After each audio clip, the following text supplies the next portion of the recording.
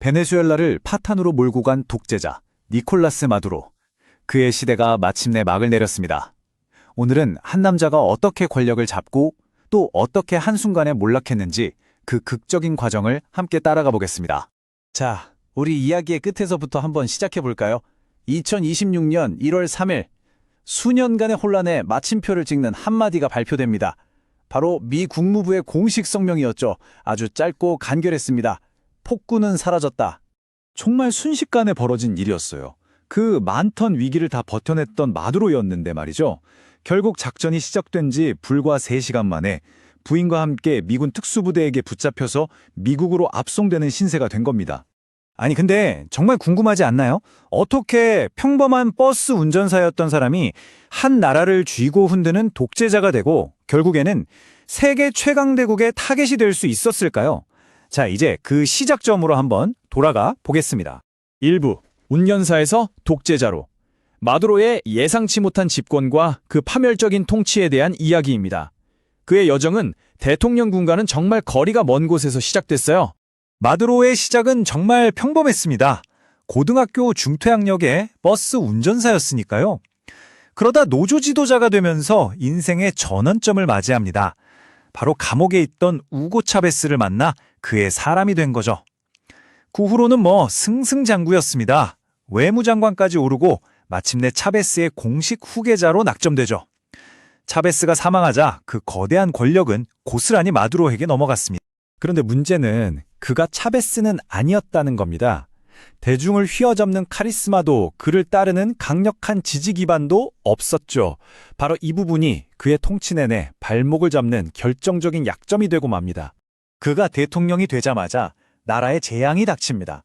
국제유가는 떨어지고 경제정책은 계속 실패하고 결국 한때 남미의 부자 나라였던 베네수엘라 경제는 말 그대로 자유낙하를 시작합니다. 지지율이 20%대까지 떨어지니까 마두로는 이제 노골적으로 독재의 길을 걷기 시작합니다. 보세요. 선거에서 지니까 그냥 대법원을 이용해서 의회 기능을 마비시켜버려요. 그걸로도 모자라서 아예 자기 입맛에 맞는 재원회라는 걸 만들어서 법을 마음대로 바꾸고요. 군부한테는 식량 유토권 같은 이권을 막 넘겨주면서 충성을 사들입니다. 한마디로 권력을 지키기 위해서 민주주의라는 시스템 자체를 무너뜨린 거죠. 국제사회도 가만히 있지 않았습니다. 2020년에는 미 법무부가 아예 현직 대통령인 마두로를 마약 테러범으로 지정하고 현상금으로 무려 1,500만 달러를 내걸기에 이릅니다. 그의 마지막 장은 2024년 선거와 함께 시작됐다고 볼 수 있습니다. 출구조사에서는 엄청난 차이로 졌는데 공식 결과는 마두로의 승리였거든요. 당연히 전 세계에서 비난이 쏟아졌고 미국의 압박은 최고조에 달하면서 마두로는 점점 막다른 길로 몰리고 있었습니다. 네, 여기까지 보면 마두로의 몰락은 잘못된 정책과 정치적 압박이 낳은 당연한 결과처럼 보입니다. 하지만 혹시 그의 운명에 다른 힘이 작용했던 건 아닐까요? 고대의 한 동양 철학이 아주 흥미로운 관점을 제시합니다. 자, 이제 2부입니다. 예견된 몰락이었나? 지금부터는 아주 흥미로운 관점으로 접근해 볼 텐데요. 바로 동양의 운명 분석학, 사주라는 렌즈를 통해 마두로의 인생을 한번 들여다보려고 합니다. 사주라는 건 사람이 태어난 연, 월, 일시, 이 4가지 기둥에 담긴 에너지를 분석해서 그 사람의 운명을 해석하는 시스템이라고 할 수 있습니다. 자, 이게 바로 마두로의 사주 명식인데요. 이걸 분석해보면 아주 재미있는 결과가 나옵니다. 그는 겨울에 태어난 덩굴나무 같은 운명을 가졌어요. 이게 무슨 뜻이냐면 스스로 힘을 내서 자라기보다는 자신을 성장시켜줄 아주 강력한 물의 기운이 꼭 필요한 사주라는 거죠. 다시 말해 강력한 후원자가 없으면 안 되는 운명이라는 뜻입니다. 그럼 마두로의 인생에서 그를 키워준 물은 과연 무엇이었을까요?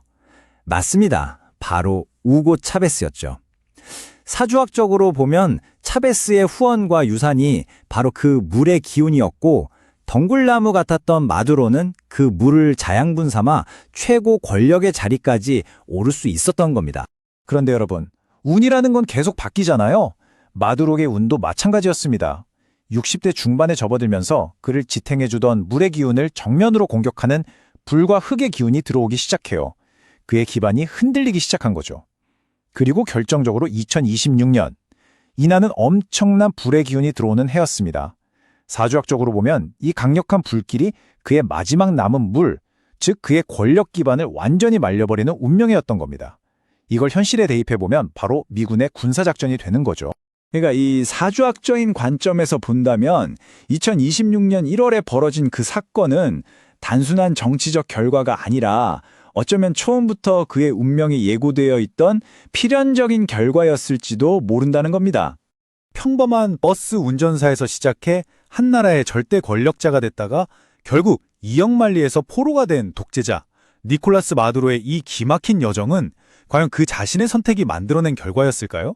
아니면 우리가 오늘 들여다본 것처럼 그의 화려한 비상과 처참한 몰락은 이미 운명이라는 거대한 흐름 속에 정해져 있었던 걸까요? 여러분은 어떻게 생각하시나요?